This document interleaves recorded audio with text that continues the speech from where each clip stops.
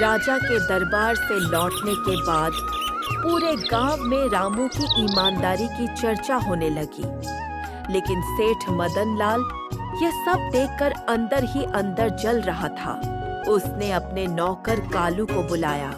सुन कालू, आज रात किसी भी तरह रामू के घर से वह थैला चुरा कर मेरे पास ले आ। कालू बोला। जैसा हुक्म सेठ जी। उस रात आधी रात को कालू चुपके से रामू की झोपड़ी के पास पहुंचा। लेकिन उसे क्या पता था कि रामू का बेटा अर्जुन अभी तक जाग रहा था।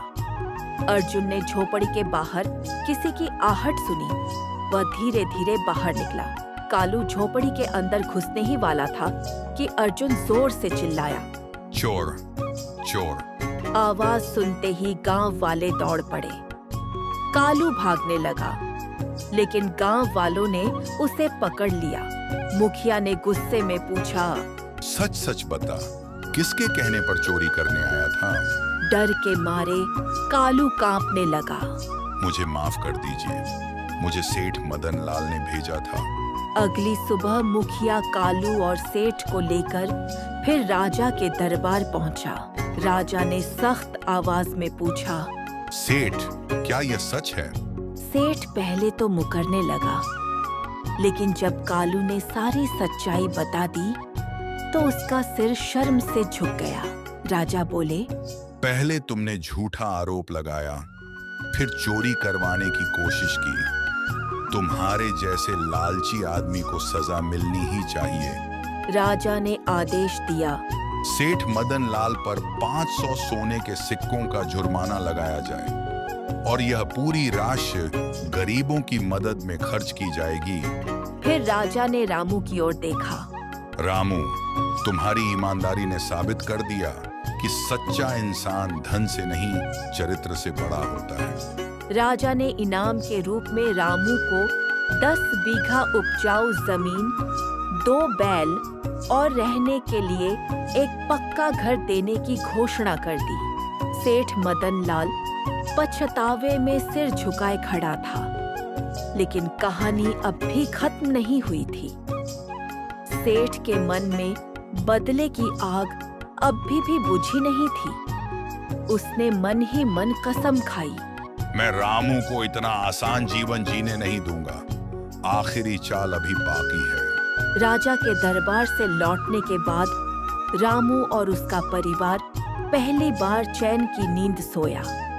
गांव वाले भी उसकी ईमानदारी की तारीफ करने लगे। लेकिन दूसरी तरफ सेठ मदन लाल का गुस्सा 7वें आसमान पर था।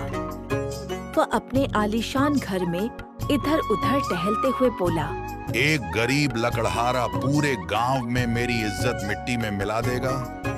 मैं ऐसा कभी नहीं होने दूंगा। तभी उसका पुराना दोस्त और चालाक व्यापारी भंवर लाल वहां आया। उसने पूछा, सेठ जी, इतनी चिंता किस बात की है? सेठ ने पूरी कहानी सुना दी।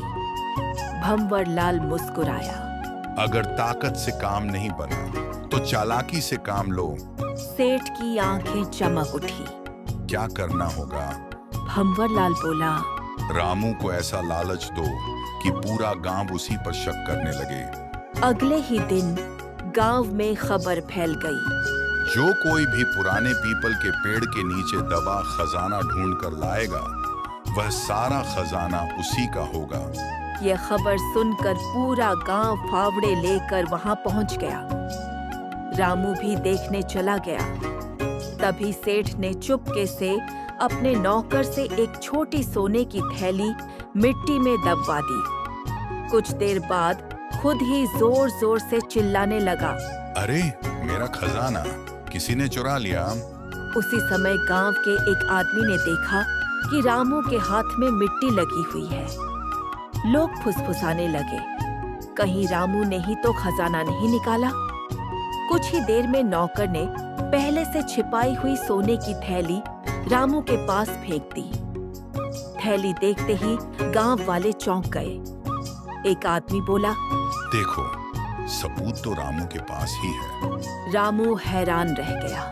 ये थैली मेरी नहीं है, मुझे नहीं पता ये यहाँ कैसे आई। लेकिन इस बार गांव के कई लोग भी उसके खिलाफ बोलने लगे। सेठ जोर जोर से चिल्लाया, महाराज ने इसे जमीन दी, घर दिया, फिर भी इसकी नीयत नहीं बदली। मुखिया को भी मामला गंभीर लगा। उन्होंने कहा, सच्चाई का फैसला फिर से राजा के दरबार में होगा। रामू की पत्नी गौरी रोने लगी। अब क्या होगा? लेकिन रामू का बेटा अर्जुन शांत था। उसने धीरे से कहा, माँ, इस बार मैं सेठ की चाल पकड़ूंगा। मैंने कल रात कुछ ऐसा देखा है जो सबकी सच्चाई सामने ला देगा। गौरी ने हैरानी से पूछा, क्या देखा बेटा? अर्जुन बोला, अभी नहीं, सही समय आने दो। इस बार सेठ खुद अपने जाल में फंसेगा। उधर सेठ मदन लाल मन ही मन हंस रहा था। उसे पूरा विश्वास था कि इस बार रामू बच नहीं पाएगा। अगले दिन राजा का दरबार सज चुका था। पूरा गांव वहां मौजूद था। एक तरफ रामू अपने परिवार के साथ खड़ा था, दूसरी तरफ सेठ मदन लाल अपने नौकर कालू के साथ खड़ा था। राजा ने गंभीर आवाज में कहा, आज इस मामले का फैसला होगा। जो झूठा निकलेगा उसे कठोर सजा मिलेगा। सेठ आगे बढ़ा, महाराज, इस बार रामू चोरी करते हुए पकड़ा गया है। उसके पास से सोने की थैली मिली है। राजा ने रामू की ओर देखा। क्या तुम कुछ कहना चाहते हो? रामू ने हाथ जोड़कर कहा, महाराज, मैं निर्दोष हूँ। ये थैली मेरी नहीं है। तभी रामू का 14 साल का बेटा अर्जुन आगे आया। महाराज, अगर अनुमति हो तो मैं कुछ कहना चाहता हूँ। राजा बोले, बोलो बेटा, बिना डरे सच बताओ। अर्जुन बोला, कल रात मैं लकड़ियां लेने जंगल गया था। तभी मैंने देखा कि सेठ का नौकर कालू पीपल के पेड़ के पास मिट्टी खोद रहा था। उसने अपने हाथों से एक सोने की थैली वहां दबाई थी। पूरा दरबार हैरान रह गया। सेठ घबरा गया। झूठ, ये लड़का झूठ बोल रहा है। महाराज, अगर मैं झूठ बोल रहा हूं तो कालू के पैरों के निशान अभी भी वहां होंगे, और जिस फावड़े से गड्ढा खोदा गया था उस पर कालू का नाम भी खुदा हुआ है। राजा ने तुरंत सैनिकों को जांच का आदेश दिया। कुछ देर बाद सैनिक वापस लौटे। महाराज, लड़का सच कह रहा है। पेड़ के पास कालू के पैरों के निशान मिले हैं और फावड़े पर सचमुच कालू लिखा हुआ है। राजा ने कालू को घूरकर देखा। अब सच बताओ। डर के मारे कालू कांपने लगा। महाराज, मुझे माफ कर दीजिए। यह सब सेठ मदन लाल के कहने पर किया था। उन्होंने कहा था कि रामू को चोर साबित करना है। पूरा दरबार गुस्से से भर उठा। गांव वाले चिल्लाने लगे, धोखेबाज सेठ को सजा दो। राजा क्रोधित होकर बोले, मदन लाल, पहले तुमने ईमानदार आदमी पर झूठा आरोप लगाया, फिर चोरी करवाने की कोशिश की और अब एक निर्दोष परिवार को बदनाम करने की साजिश रची। ऐसे लालची व्यक्ति को समाज में रहने का अधिकार नहीं। राजा ने आदेश दिया, आज से सेठ मदन लाल की आधी संपत्ति जब्त की जाती है। उस संपत्ति से गांव में स्कूल, कुआं और गरीबों के लिए घर बनवाए जाएंगे। फिर राजा ने रामू की ओर देखा। रामू, तुम्हारी ईमानदारी और तुम्हारे बेटे अर्जुन की बुद्धिमानी ने आज सच की जीत दिलाई है।